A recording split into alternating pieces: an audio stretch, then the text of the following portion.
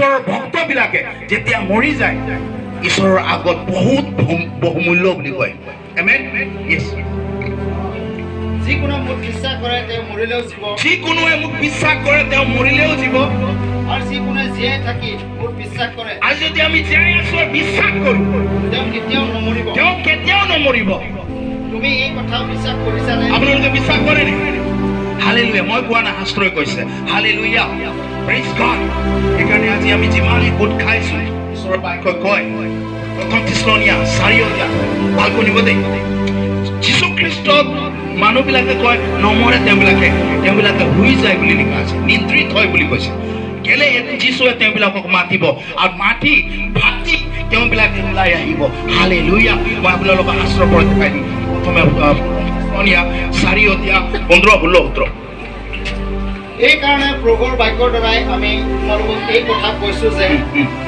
আমি যিমান জীৱিত লোক প্ৰভুৰ আগমনলৈকে উপস্থিত থাকিম আমি সেই নিন্দিত লোকবিলাকতকৈ কোনোমতে আগ নহওঁ মৰা বুলি কোৱা নিন্দিত লোকবিলাক বুলি কৈছে আৰু কাৰণ জয়ধ্বনি প্ৰধান স্বৰ্গদূতৰ মাত আৰু ঈশ্বৰৰ পৰিবাহিতৰ সৈতে প্ৰভু নিজে স্বৰ্গৰ পৰা নামি আহিব প্ৰভু নিজেই সৰগৰ পৰা নামি আহিব এটা তৰিত বজা যাব এই তৰিত যিমান মৰা লোকবিলাক যীশু খ্ৰীষ্টত আশ্ৰয় থকা লোকবিলাকে এদিন নিজেই জি উঠিব হালেলুয়া আৰু যীশুৱে কয় আৰু খ্ৰীষ্টৰ আশ্ৰয়ত মৰা লোকবিলাকেই প্ৰথমে উঠিব পাছে আমি জীৱিত থকা অৱশিষ্ট লোকবিলাক আকাশত প্ৰভুৰ লগ ল'বলৈ তেওঁবিলাকে সৈতে আকাশত লগ হ'ব কিমানে লগ পাবলৈ ইচ্ছা আছে নিজৰ পৰিয়ালবিলাক লগ হ'বলৈ নাই হালেলুয়া এটা অপৰচুনিটি আছে আমেন আমি আকৌ লগ হ'ম আমেন হালেলুয়া আকৌ লগ হ'ম আৰু যীশুৱে কয় এটা জোহন পঢ়িবা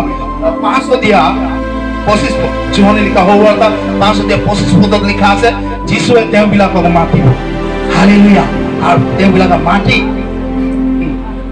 ইয়েছ মই তোমালোকক অতি স্বৰূপকৈ কওঁ যি সময়ত মৃতবিলাকে ঈশ্বৰৰ পুত্ৰৰ মাত শুনিব মৃতবিলাকে কাৰ মাত শুনিব ঈশ্বৰৰ পুত্ৰ কাৰ মাত শুনিব ঈশ্বৰৰ পুত্ৰ আমেন হালেলুয়া আৰু তেওঁবিলাকে কিয় শুনে তেওঁবিলাক এনে সময় আহিছে যিবিলাকে শুনে তেওঁবিলাকেও জীৱ আৰু যিবিলাকে মাটিত আছে তেওঁবিলাকেও শুনিব আকৌ জি উঠিব হালেলুয়া প্ৰেইজ গড লেকিন মই ক'বলৈ বিচাৰিছো দুইটা মৃত্যু আছে এটা অনন্ত মৃত্যু আৰু এটা অনন্ত দণ্ড আছে দানিয়েল 12:2 লিখা আছে যিবিলাকে বিশ্বাস কৰে আৰু পবিত্ৰ জীৱন যাপন কৰে তেওঁবিলাকে হৰবলৈ জীৱ আৰু যিবিলাকে পাপত আশ্ৰয় কৰি আজি পাপ কৰি আছে তেওঁবিলাকে অনন্ত দণ্ড জি উঠিব আৰু সদায় কালৈকে নৰকত তেওঁবিলাকে বহুত কষ্ট আৰু মানে পীড়াত হৈ তেওঁবিলাকে থাকিব ইয়েছ আৰু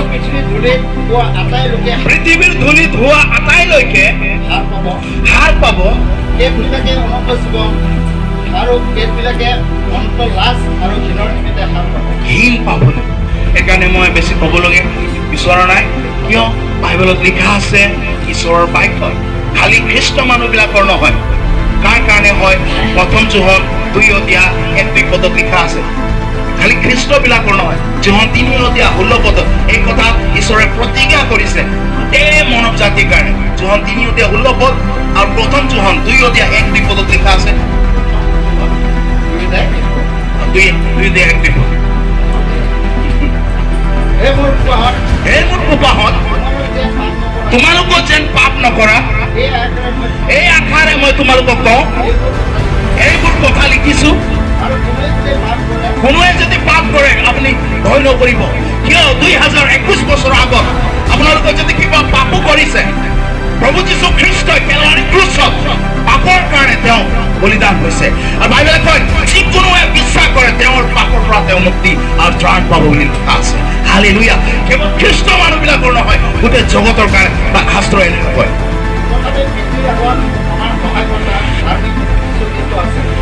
পিতৃৰ আগত আমাৰ সহায়কৰ্তা ধাৰ্মিক যীশু খ্ৰীষ্ট আছে তেওঁই আমাৰ পাপৰ প্ৰায়শ্চিত্ত কেৱল আমাৰে নহয় কাৰ কাৰ কাৰ কাৰ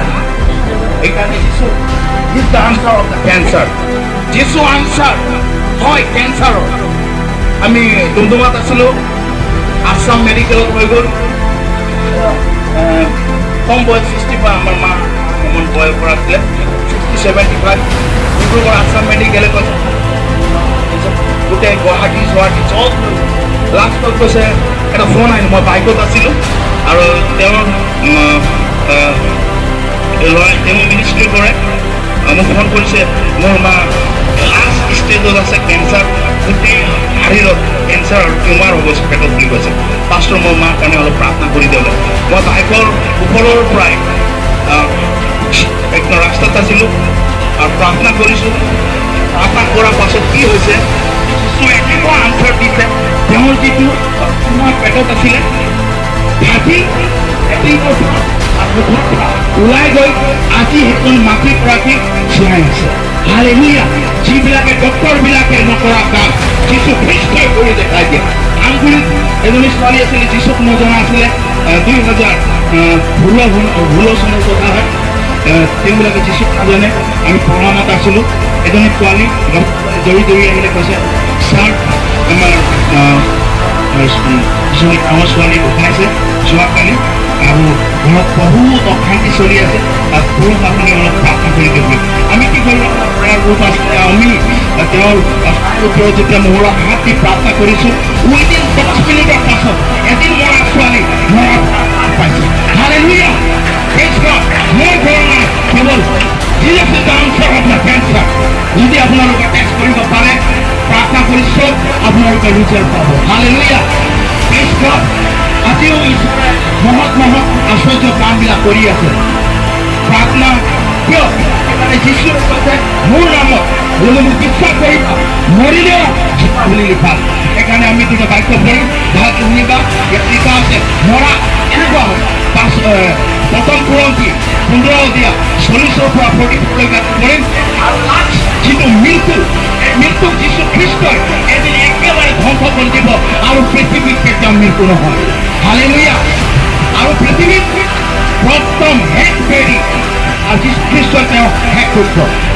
প্ৰথম পুৰঞ্চি 15 অধ্যায় 40 পৰা 44 আমি কৰিম। আৰু তাৰপিছত প্ৰথম পুৰঞ্চি 15 অধ্যায় 46 পৰা 7 পঢ়িম। স্বৰ্গীয় শৰীৰ আছে, পাৰ্থিৱ শৰীৰো আছে। এইবিলাক শুনিব।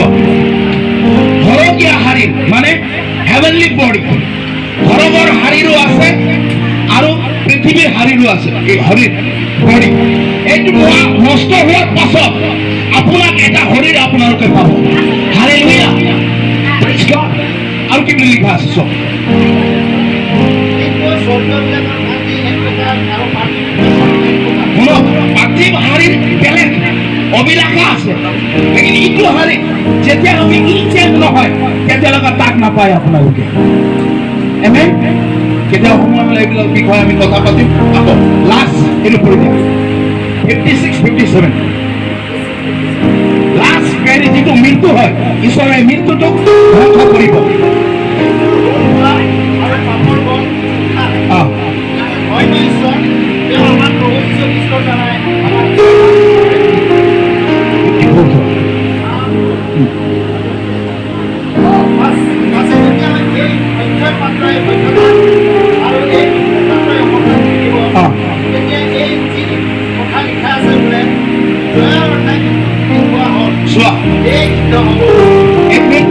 এদিন ঈশ্বৰে মৃত্যুক সদায় কালৰ কাৰণে শেষ কৰিব আৰু কেতিয়াও মানুহৰ মৃত্যু নহ'ব। হালেলুয়া।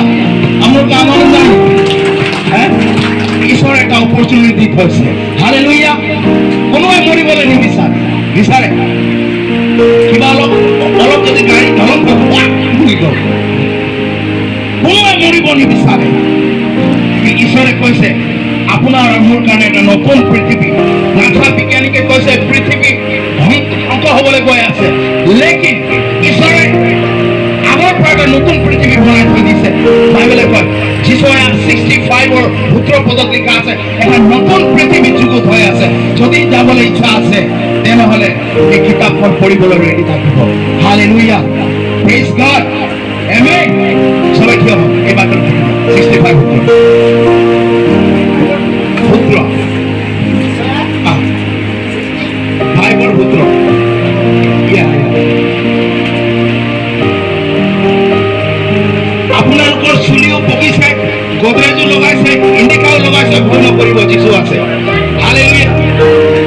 চোৱা মই নতুন আকাশ মণ্ডল আৰু নতুন পৃথিৱী সৃষ্টি কৰোঁ নতুন আকাশ মণ্ডল আৰু নতুন পৃথিৱী সৃষ্টি কৰোঁ কিমানে যাবলৈ ইচ্ছা আছে নাই হালেলুয়া আৰু কৈছে যদি আপোনালোকৰ চুলিও পকা আছে ভয় নকৰিব কি নকৰিব বদলে জিন্দিগা দি ল'ব কিন্তু বাইবেলে কথা কয় এক লৈকে যিছয়া 46 যিছয়া 46 তিনিৰ পৰা চাৰিলৈকে পঢ়ি দিওঁ থিয় থিয় আমি চবে পঢ়িম শুনিব ভালকৈ তিনিৰ পৰা গৰ্ভৰ পৰা কি বুলি কৈছে গৰ্ভৰ পৰা গৰ্ভৰ পৰা মই ভাত হৈ নিয়া মাতৃৰ উদৰৰ পৰা মই লৈ ফুৰা সেই জাকুবৰ সন্তান বংশ ইজৰাইলৰ বংশ সকলো অৱশিষ্ট ভাগ মোলৈ কাণ কথা বৃদ্ধ হ'ব কিমানে বৃদ্ধ আছে অলপ হাত আহিব নেকি বৃদ্ধ বৃদ্ধ আছে এই কিছুমান আছে এতিয়াও আছে বৃদ্ধ য়েছ আৰু সেয়ে মই চুলি পকিছে নাই কিমান চুলি বাইবেলে কয় চুলি পকা কালৈকে মই তোমালোকক কম মই নিৰ্মাণ কৰিলো আৰু ময়ে লৈ যাম ময়ে কম আৰু